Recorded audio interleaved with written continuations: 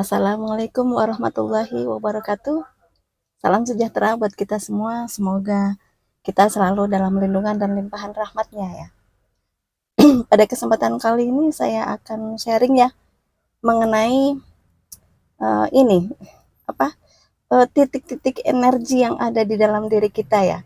Jadi ya memang kita perlu ya untuk mempelajari apa yang ada di dalam diri kita sendiri. Ya kan, karena ada sebuah hadis menjelaskan bahwa barang siapa mengenal dirinya, maka dia akan mengenal Tuhannya. Jadi kita mengenal Tuhan itu dari dalam ya. Jadi kita perlu mengetahui perangkat-perangkat ataupun piranti-piranti yang ada di dalam diri kita. Ya, supaya kita paham, kita mengetahui dan itu bisa untuk lebih kita untuk mendekatkan diri kepada Tuhan ya. Nah, bahwa sebenarnya manusia itu ya diciptakan oleh Allah merupakan suatu makhluk yang lebih sempurna dari makhluk yang lain. Nah, jadi kelebihan manusia itu banyak ya dibandingkan dengan makhluk-makhluk yang lain, dengan hewan, dengan tumbuhan atau dengan makhluk halus atau jin atau apalah gitu ya. Selain manusia itu manusia mempunyai alat-alat ya atau piranti-piranti atau struktur-struktur yang ada di dalam diri kita yang jika kita nanti memaksimalkannya itu nanti akan sangat bermanfaat sekali ya untuk kehidupan kita. Setiap kita dilahirkan itu sudah satu paket, cuman memang ada yang digali, ada yang aktif dan ada yang enggak. Kayak misalkan energi tenaga dalam ya. Itu kalau di seni bela diri tertentu itu kan diolah melalui olah pernafasan sehingga nanti energinya itu akan bangkit. Ya kan? Kundalininya akan aktif untuk sebagai tempat penyimpanan. Nah, jadi semua orang itu ada, semua orang itu punya, cuman ada yang diolah, ada yang enggak, ada yang aktif, ada yang enggak aktif, ada yang tertidur, ada yang hidup, ada yang mati. Nah, seperti itu ya. Leluhur kita sama Islam ya, Islam itu juga ada semua karena memang sumbernya sama. Kalau kita menyebut ini ya, di dalam tubuh kita itu ada spot-spot energi atau titik-titik energi yang ada dan jika itu aktif maka itu akan ini ya manfaatnya sangat banyak sekali ya. Jadi di sini kita hanya bahas sebagian kecil saja ya apa namanya secara garis besarnya. Jadi kalau misal secara detail, secara rinci, secara ini kan itu banyak sekali ya.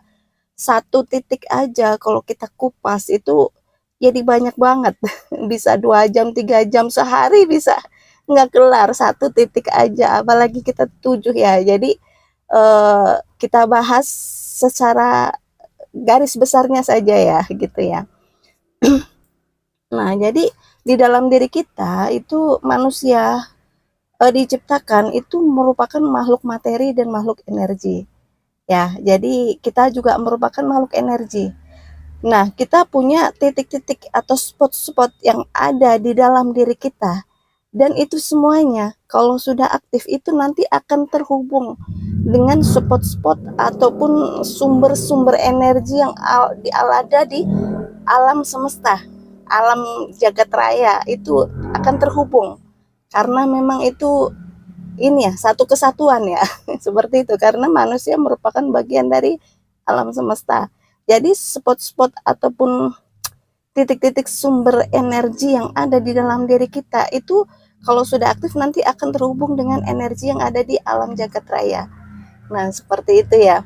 Nah, jadi titik itu kalau di dalam bahasa Jawa ya, itu kita mempunyai 7 ya. Kalau di dalam ilmu leluhur ya, itu namanya dengan kori, disebut dengan kori. Ya, tapi kalau dalam ilmu ini dalam bahasa Sanskerta itu disebut dengan cakra ataupun banyak ilmu seni bela diri ya tertentu yang mempelajari itu dari membuka cakra-cakra yang ada di dalam diri kita. Nah, seperti itu ya. Jadi kita itu mempunyai 7 cakra. Ada kalau di dalam bahasa Jawa disebut dengan kori ya, ada 7 jumlahnya. Terus kalau di dalam bahasa Sanskertanya itu disebut dengan cakra. Kalau di dalam Islamnya bahasa Al-Qur'annya itu disebut dengan latifah. Titik-titik latifah atau spot-spot sumber-sumber energi yang ada di dalam tubuh kita. Itu dengan latifah. Nah, jadi di dalam Al-Qur'an juga dijelaskan bahwa tubuh kita itu mempunyai 7 titik-titik latifah yang harus kita aktifkan, kita buka gitu. Jadi kita bersihkan, kita buka, kita aktifkan. Nah, ada ya di dalam Al-Qur'an dengan mungkin bisa dengan berzikir, dengan hitungan tertentu, yaitu untuk mengaktifkan itu ini ya, biasanya dibimbing oleh seorang guru, kayak misal sehari harus berzikir berapa kali, nanti energinya dari berzikir itu harus ditransfer kemana nih, ke titik-titik mana supaya bisa terbuka, nanti bisa dibersihkan, terus bisa aktif. Nah, seperti itu. Ya, itu kalau di dalam Al-Qur'an ada namanya titik-titik latifah.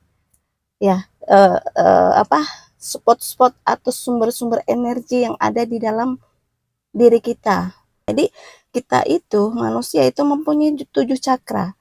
Nah, jadi kalau misal cakra-cakra itu masih tertutup ataupun tersumbat ataupun nggak mengalir energi sesuai dengan yang seharusnya dan semestinya, maka itu pun nanti akan berefek kurang bagus di dalam diri kita, baik itu secara fisik, kesehatan medis ataupun secara non fisik.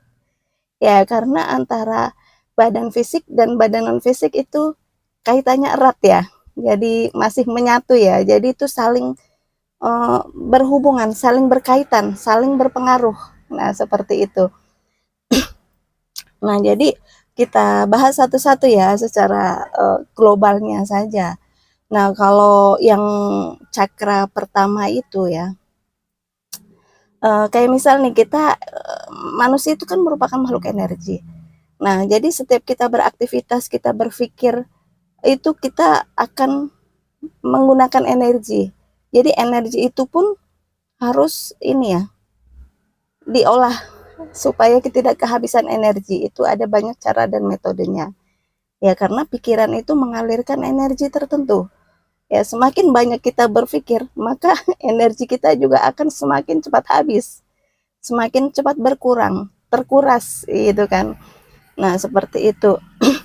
Nah, balik lagi ke tadi ya, ada cakra. Nah, jika energi yang ada di dalam diri kita itu low, ngedrop atau rendah, maka cakra-cakra itu tidak bisa berfungsi dengan sebagaimana mestinya, akan tersumbat, akan mengalami suatu gangguan tertentu. Nah, seperti itu ya. Nah, jadi perlu kita untuk belajar ya untuk cara mengaktifkannya atau membukanya, ya paling nggak minimal kita mengetahui lah ya. Seperti itu. Nah, jadi yang pertama itu ya, kalau di dalam bahasa Jawa itu disebut dengan kori. Ada kori 7 jumlahnya. Nah, kori yang pertama itu kita ini dari bawah ya. Jadi kori belantara atau cakra seks ya. Jadi itu ada kelenjarnya disebut dengan kelenjar perineum. Nah, kelenjar perineum. Nah, itu sebagai fungsinya itu sebagai daya kreativitas.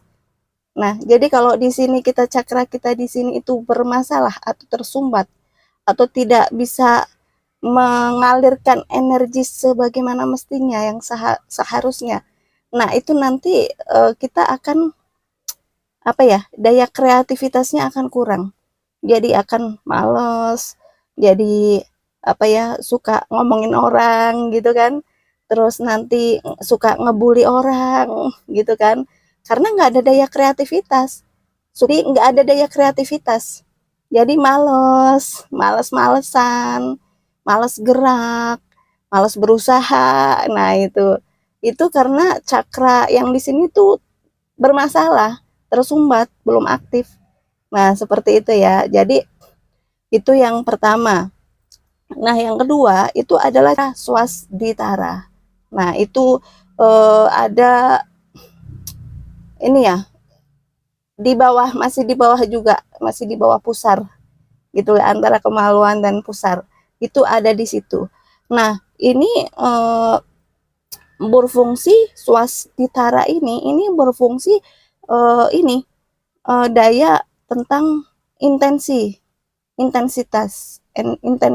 ya untuk bertahan hidup, kayak misal gerak refleks, kayak misal kita kena api untuk bertahan hidup gitu. Jadi kayak misal kita terkena api, sikap kita bagaimana, kita diganggu orang, sikap kita bagaimana. Nah, itu ini dipengaruhi oleh kinerja dari cakra ini. Jika ini tersumbat, maka nanti orangnya itu biasanya suka kheyel, ya suka ngomongin orang lain, suka ya hal-hal yang negatif lah ya. Jadi kayak misal nih anak kecil ya, itu kalau anak kecil kan ini suka bandel, kadang suka nakal, tapi nakalnya anak kecil ya wajar ya anak kecil. Nah, jadi kalau kita melihat anak kita nakal, itu kita jangan terlalu sering ini ngomel-ngomel, memarah-marahin. Jadi memang kita tujuannya positif ya. Jadi kita tujuannya positif. Nah, jadi anak itu kan keyel kalau cakra ini memang belum aktif atau tersumbat atau bermasalah atau belum hidup ya. Jadi anaknya suka ngeyel, dibilangin susah, terus mau ini apa ya, suka-suka sendiri gitu kan, sesuka sendiri, jadi nggak mau diarahin ke yang benar. Nah, itu kan kita sebagai orang tua mangkel ya, emosi kadang kalau kita ngomong nggak didengerin. Tapi kita nggak boleh marah ke anak kecil. Kenapa nggak boleh marah? Karena memang kita menasehati itu benar. Kita ngasih masukan, menuntun ini, tetapi kita nggak boleh marah. Isinya yang kita ucapkan tujuannya itu positif, tapi kalau marah itu, ngomel-ngomel marah, emosi, itu energinya negatif. Maka nanti gelombang energi negatif itu nanti yang akan diserap oleh si anak itu. Nah, jadi dia menyerap energi yang kita transfer, energi emosi, marah-marah, jengkel. Nah, ya boleh kita menasehati, kita mengarahkan, kita menuntun, tetapi jangan menggunakan emosi, gitu kan. Dalam kondisi gelombang energinya itu halus ya. Kalau marah-marah kan kasar, begini naik turunnya itu drastis. Jadi kita dengan pelan-pelan. Jadi anak pun menyerapnya isi yang kita sampaikan itu positif. Tapi kalau cara penyampaiannya negatif, nanti yang terserap itu pun jadi akan negatif. Nah, emosi itu kan energinya negatif. Nah, seperti itu. Jadi nanti suatu ketika anak itu akan meniru apa yang kita lakukan. Kalau kita sebagai orang tua terlalu keras, nanti anak kita pun akan keras sama. Kalau kita terlalu sering emosi, anak itu akan menyerap gelombang energi negatif yang kita berikan. Jadi anak itu juga jadi gampang emosi.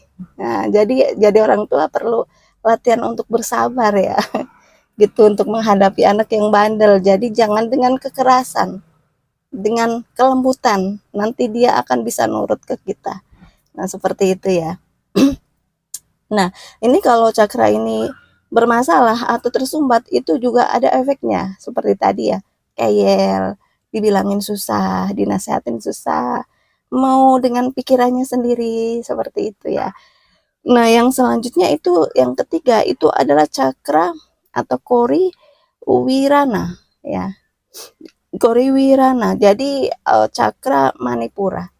Cakra manipura ini letaknya di sekitar pusar ya, atau wudel ya. Nah, jadi ini berfungsi sebagai kehendak atau karsa. Jadi seseorang mempunyai kehendak atau karsa, ini berarti ini berfungsi, cakranya ya sudah aktif. Tapi kalau cakra ini bermasalah atau tersumbat, enggak mengalirkan energi sebagaimana mestinya. Nah, nanti ini kan ini orang itu tuh akan, jadi ini fungsinya ya itu untuk berkomunitas. Jadi kita sebagai makhluk sosial, kita berkomunikasi dengan orang lain ya, dengan sesama manusia ya, bersosialisasi, berkomunitas, terus kita mempunyai identitas, kita punya keluarga, punya suami, punya istri, punya anak ya kan, punya identitas. ya punya KTP, terus kita punya status, ya misal pingin punya tempat tinggal, pingin punya mobil, itu dipengaruhi oleh cakra ini, Kori Wirana atau cakra Manipura. Nah, kadang kalau orang yang cakranya bermasalah, itu orangnya ini, dia pasti akan adigang, adigung, adiguna, akan sombong dan angkuh. Itu karena cakra ini tuh bermasalah gitu. Jadi nggak nggak aktif ya, belum aktif ya. Jadi energinya itu rendah. Nah, jadi cakra ini bermasalah, maka mengakibatkan bahwa orang tersebut itu nanti sikapnya akan adigang, adigung, adiguna, menyombongkan dan angkuh dengan kekuasaan, ya, kemampuan dan kekayaannya. Nah, dengan kekuatannya, nah seperti itu. Baik itu kekuatan otot ataupun kekuatan ekonomi ataupun kekuatan dari kekuasaannya. Itu akan adigang, adigung, adiguna, ya. Nah, itu cakra yang ketiga. Nah, jadi dari cakra yang pertama, kedua, ketiga, nah itu ini itu ada di bawah. Jadi dari pusar ke bawah. Jadi itu disebut dengan ketiga cakra ini disebut dengan ini ya, apa namanya? Berkaitan dengan naluri hewani. Naluri hewani manusia. Jadi manusia itu mempunyai naluri hewani. Jadi sifat-sifatnya, perlakuannya, tingkah lakunya itu seperti hewan gitu. Jadi makanya kadang ada orang yang manusia kok seperti binatang gitu, nggak punya naluri sebagai manusia. Itu di situ letaknya ya. Jadi nggak ada ini sifat-sifatnya itu, tingkah lakunya itu sama seperti binatang. Jadi ya buas, kalau binatang kan buas, tidak punya naluri sebagai manusia. Ini nalurinya ya sebagai binatang. Nah, itu tiga cakra ini ya, kalau bermasalah itu ini ada di bawah. Nah, selanjutnya ya kita naik ke yang atasnya lagi, itu ada disebut dengan cakra Anahata atau Kori Wirasa. Ya, Kori Wirasa atau cakra Anahata. Atau mungkin kita lebih mudah menyebutnya dengan cakra jantung, ya, cakra jantung. Nah, jadi di sini ya, di cakra jantung ini juga merupakan perangkat sejatinya manusia. Ya, kalau yang tiga tadi itu kan berkaitan dengan naluri hewani manusia. Jadi manusia yang bersifat dan berperilaku seperti binatang, seperti hewan. Kita manusia kok seperti binatang, nah kan kurang tepat ya. Jadi makanya ada orang apa itu ilmuwan yang manusia itu adalah keturunan kera. Ya, jadi karena manusia itu ya hanya memiliki sifat-sifat dan karakter dan perilaku tingkah laku seperti kera gitu, bukan seutuhnya manusia. Nah, seperti itu. Nah, untuk bisa kita sebagai manusia, nah cakra ini yang mempengaruhi. Jadi cakra jantung ya, itu di situ ini cakra Anahata itu sebagai perangkat sejatinya manusia. Di situ ada rasa. Atau cakra jantung ya, di jantung ada atau rasa. Nah, jadi di jantung itu kalau itu kan memancarkan energi. Nah, jadi di sini ada rasa. Kalau kita berbicara rasa itu juga sangat luas sekali pengertiannya. Jadi ada rasa itu kan juga berlapis-lapis. Ada rasa, ada raso, ada rohnya roso, ada pangroso, ada rasa di dalam rasa, itu berlapis-lapis rasa itu. Nah, seperti ilmu hati juga itu kan berlapis-lapis. Nah, terus kalau kalau cakra ini itu mengalami penyusutan, maka gelombang yang dipancarkan itu juga akan menurun. Di sini ada namanya rasa sejatinya, rasa sejati, sejatinya rasa. Nah, itu ada ilmu apa ya, handar wujud ya, ataupun ini Sunan Gunung Jati itu wirid hidayah jati ya. Rasa sejati, sejatinya rasa, wujud sejati, sejatinya wujud, yaitu di ini di cakra jantung itu kita bisa merasakan ya. Jadi Ini memancarkan ini gelombang energi ulas asih, kepedulian, terus juga sabar ya, kesabaran di sini juga dirasa itu ya. Sabar, saleh, sumeleh, terus dan ini sangat cakra jantung ini sangat mempengaruhi ini energi dari batin. Jadi sesuatu yang terlahir, yang fisik apa yang namanya ya, lahir atau dohir itu kan awalnya dari batin. Sesuatu yang terlahir itu awalnya dari batin.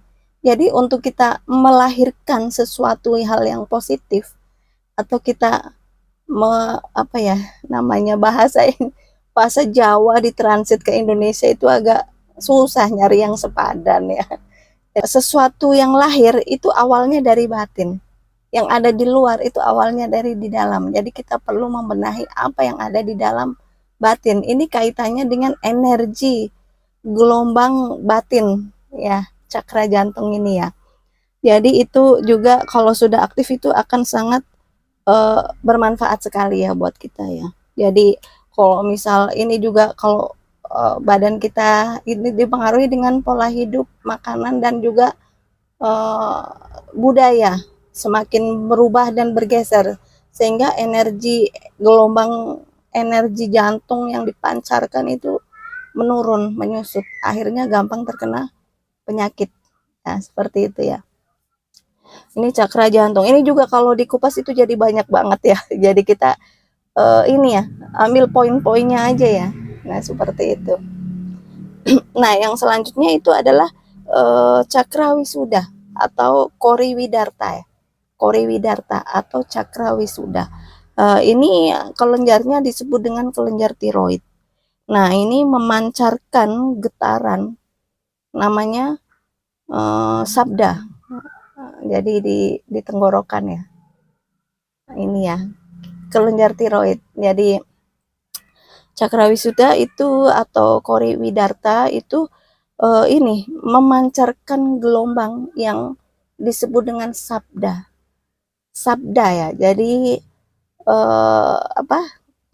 Jadi kita jangan meremehkan orang yang bisu ya, yang tidak bisa ngomong. Orang yang nggak bisa ngomong, orang yang bisu, itu sabda itu tetap aktif, tetap berjalan. Apa yang diucapkan secara batin itu bisa. Jadi kalau orang itu paham ya ilmu-ilmu rasa, ilmu batin itu kalau dia disakiti ya disakiti terus dia nyumpahin atau sumpah serapahnya keluar atau apa itu bisa mustajab, bisa ini ya kalau aktif ya nyambung antara cakra ini apa wisuda ya, wisuda sama yang di ini ya kelenjar tiroid itu terus sama cakra jantung udah tersambung. Jadi sabda itu menyampaikan getaran yang ada di cakra jantung.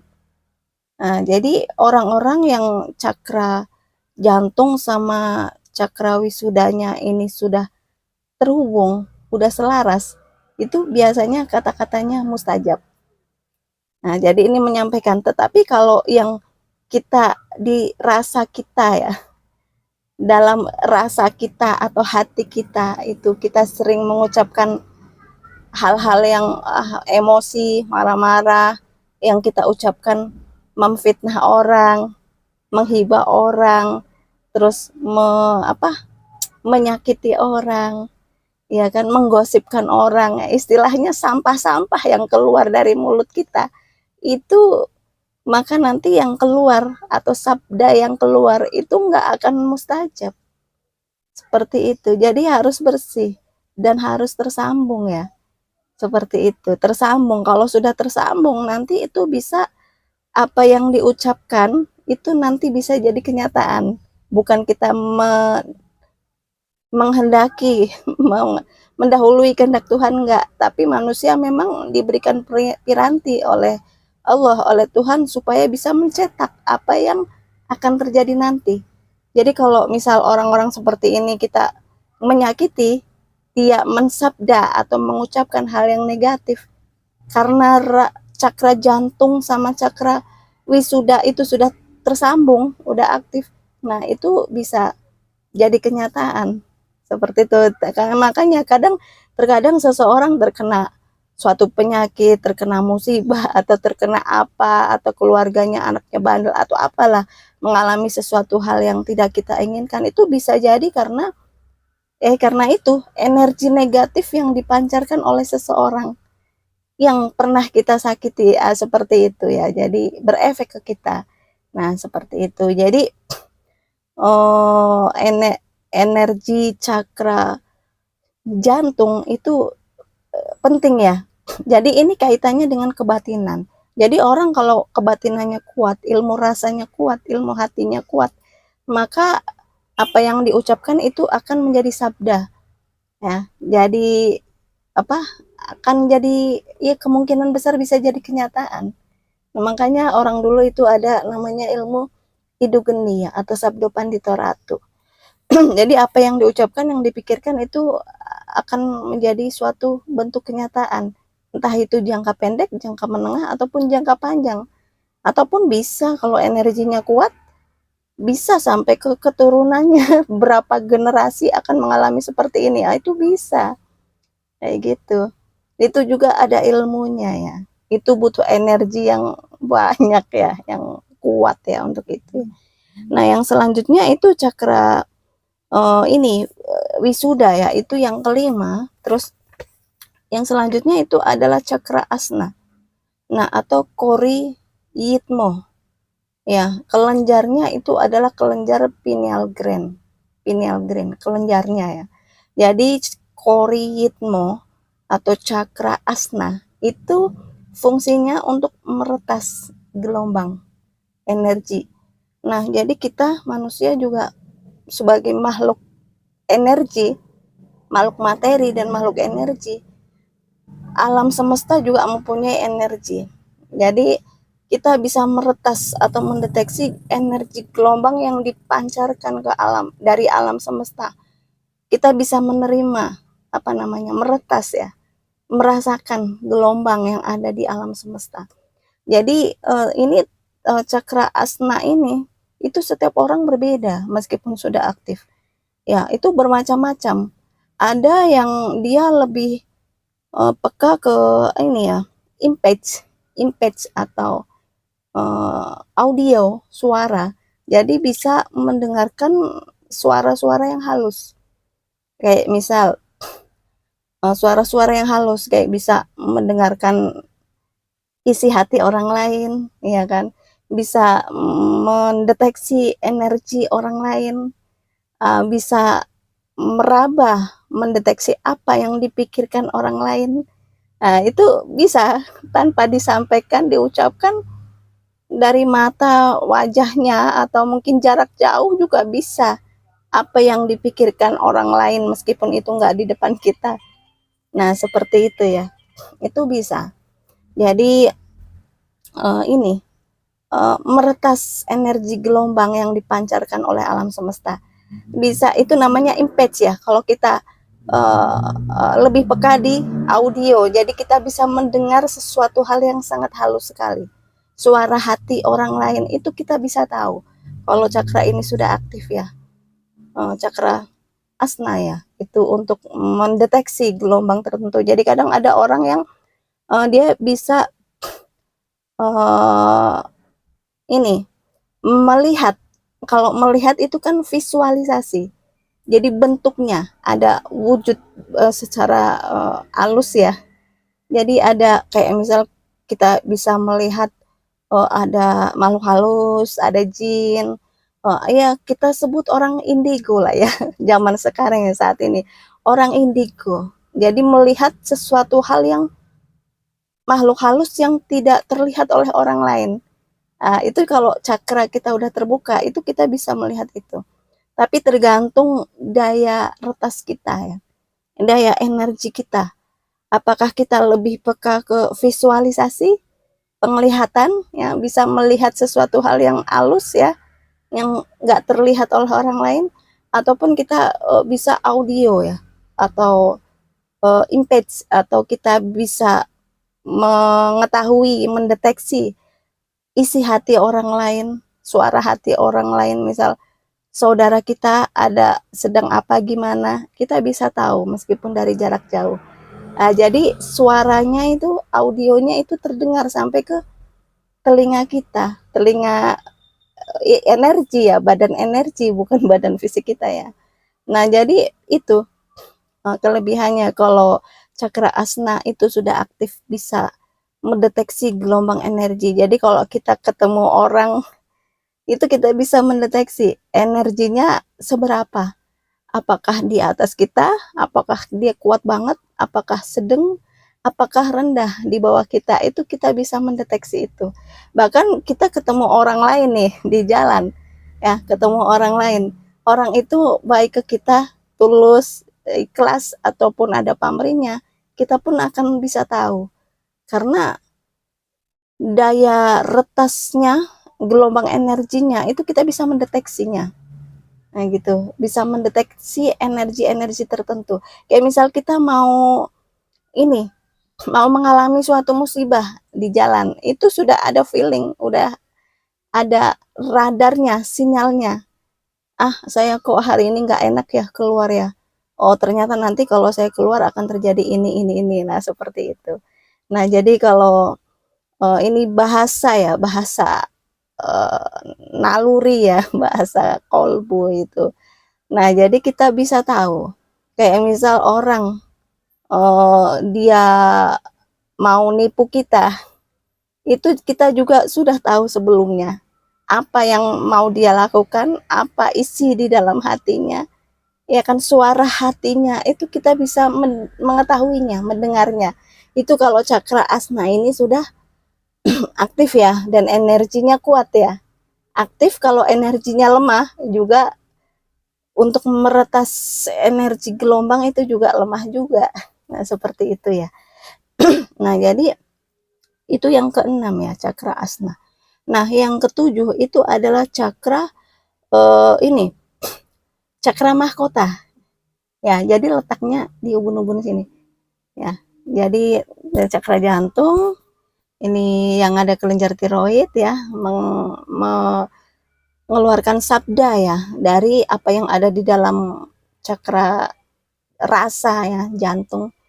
Nah, terus nanti ada cakra ajna ya di sini ya, kelapa ya, di sekitar sini. Nah, nanti ada di atasnya lagi, ada di sini. Di ubun-ubun kita ada namanya cakra mahkota.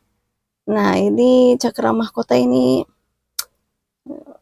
ya, cakra yang paling tinggi ya. Jadi atau mungkin disebut dengan kori, yitmo, jati, jati pamenang. Jadi disitulah ya, orang kalau udah mencapai tingkatan cakra ini, itu biasanya orangnya bijaksana. Nah, disinilah getaran kemanunggalan itu sudah ada. Jadi kita untuk lebih mengenal Tuhan lebih dekat lagi itu ada di sini. Akan tersambung di cakra ini ya, cakra mahkota. Jadi ini juga mempengaruhi ketajaman berpikir dan perasa kita. Jadi kita mikir apa itu udah ada energi khusus di situ. Jadi apa ya namanya, getaran kemanunggalan ya, itu di sini sudah nyambung antara kesadaran jaga dan kesadaran pemahaman. Nah, jadi ini cakra yang tertinggi ya, cakra mahkota. Jadi ada mungkin orang menyebutnya apa ya, susah, takutnya ntar salah paham jadi repot ya. Jadi ada kemanunggalan, getaran kemanunggalan di sini kita dengan alam semesta, dengan semua yang ada di alam semesta. Nah, seperti itu. Jadi itu ada 7 cakra ya, secara garis besarnya aja ya kita sampaikan di sini ya. Jadi nggak secara detailnya, atau cara membukanya, mengaktifkannya itu pun ada tata cara tersendiri ya. Itu berbeda-beda. Setiap guru juga berbeda-beda ya dalam ngasih pelajaran, tetapi semuanya intinya sama, cuma metode dan caranya itu yang berbeda. Kayak gitu. Kayak misal seni bela diri kan itu banyak ya, perguruan seni bela diri. Itu juga kan ilmunya ya, cara penyampaiannya itu berbeda-beda. Ya meskipun ya hampir sama isinya. Nah, seperti itu ya. Nah, jadi Gitu ya yang saya sampaikan pada kesempatan kali ini ya. Semoga bisa bermanfaat buat kita semua. Mohon maaf jika ada kekurangan dan kesalahan ya. Wassalamualaikum warahmatullahi wabarakatuh.